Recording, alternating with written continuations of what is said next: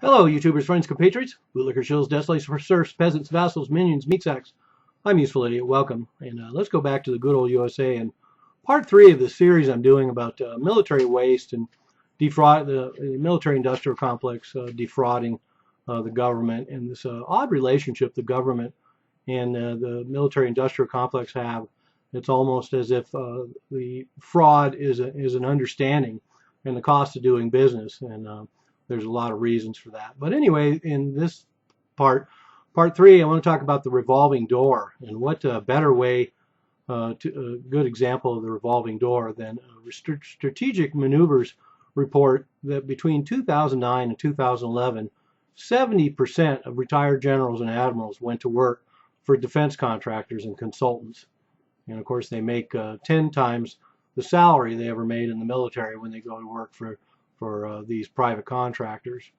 And in one year, it was 90% of retired generals. In fact, in 2008, it was 90%. 2004, it was 80%. So roughly 70 to 90% of retired U.S. generals and admirals go to work for the defense contractors and consultants.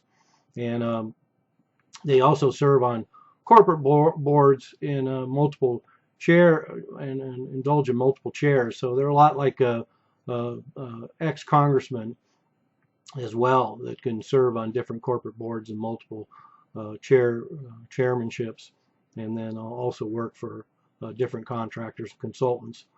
Contractors have increased by 40% in 5 years.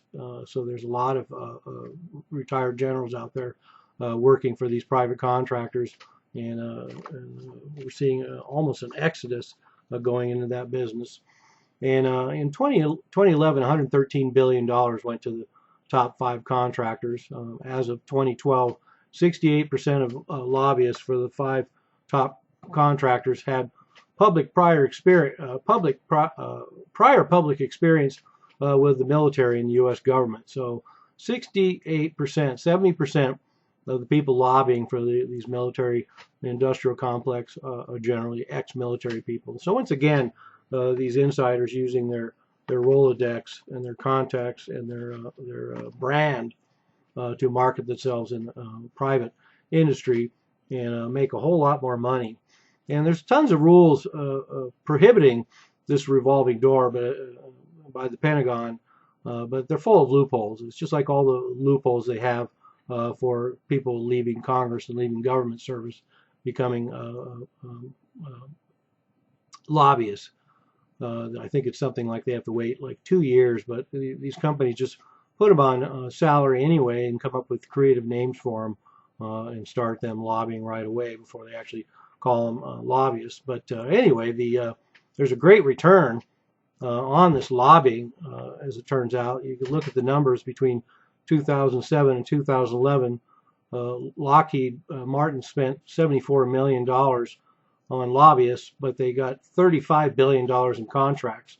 Boeing spent $86 million on lobbyists and got $20 billion in contracts. Raytheon spent $36 million on lobbyists and got $13 billion in contracts. General Dynamics spent $53 million on lobbyists and got $18 billion in contracts. And Northrop Grumman spent $83 million on lobbyists and got $11 billion on contracts. So pretty good return on the money. It kind of reminds me of the lobbyists who were ex-congressmen who go to work for banks and law firms, and we have a similar huge return on their investment. And then one of the other parts of this phenomenon is the rent general. We have a lot of rent generals that are consulted and used as experts on the media. So we find a whole trend of retired generals once again being able to multitask, but also be able to go on television and purportedly represent the views of the military when actually they represent the views of the military industrial complex. Nobody questions that. They go on there, they're military guys. And so anyway, they're up there justifying and commenting on foreign policies that actually make them money and make their companies money. And even continue to have a lot of their security clearances, and that's a real problem area. If you have all these ex admirals and generals, and they're working for private companies, and they're going on media and representing these views, it's kind of odd that a lot of them still have security clearances and still have access to relatively classified material. So that seems to be sort of a conflict of interest, but I'm sure it really helps out in doing business.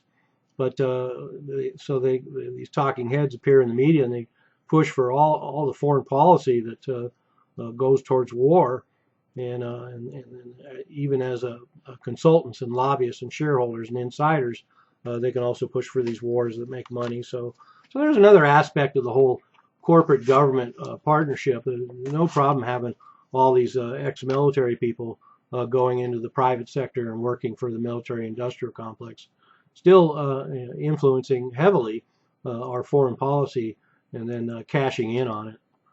I'm a useful idiot. Don't you be one too.